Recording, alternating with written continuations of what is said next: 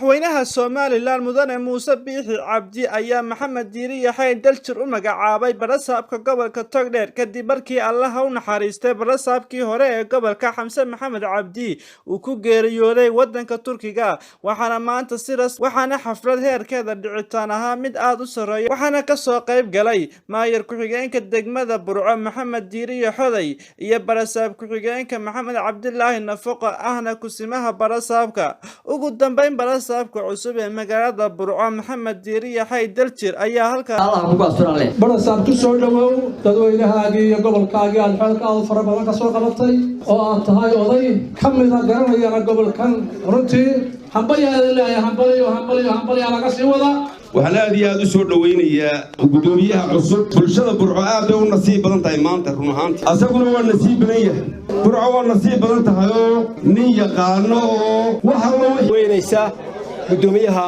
cusub ee loo soo magacaabay ee madaxweynaha Jamhuuriyadda Soomaaliland soo igmaday markuu arkay kartidiisa waxaan leenahay soo dhawow waxaan leeyahay dardaaranka shacabka reer Soomaaliland khaasatan gobolka Burco waxay ku xidhan tahay sida u maashaan ee u soo dhaweysaan ayuu gudoomiye u shaqeeyaa Maxamed Diiri ana horumarkii guddiga qandaraasyada qaranku ay haysay waa beeb xafiis guddiga ilaa Burco teedsan weeyii oo halkaas ma ka dolashanaysa ilaa ciidankiisa Maxamed Diirina anagu soo dhaweyn meeyne ducaan ku macsalaameen hadan xafiis guddiga qandaraasyada qaranka iyo soo dhaweyntii iyo xil wareejintii gudoomiyaha gobolka Togdheer Maxamed Diiri Yaxay ilaahay xilka ha ku asturo hadaad maqashaan ninkaasi waa nin wanaagsan waa nin nasiibku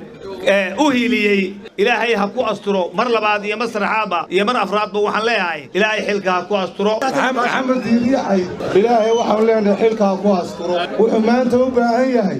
ducuu u baahan yahay waxaan leenahay ilaahay subxaanahu wa ta'aala ducada aan u ducaynay ha u aqbalo waxaynu soo dhaweynaynaa gudoomiyaha cusub ee gobolka Togdheer Maxamed Diiri Yaxay oo ah nin aan ku cusbayn gobolkan oo taariikhdiisa laga soo waramay oo xilal badan ka soo qabtay oo runtii waa Muwaarig Weheliye Wamo TV magaalada Burco.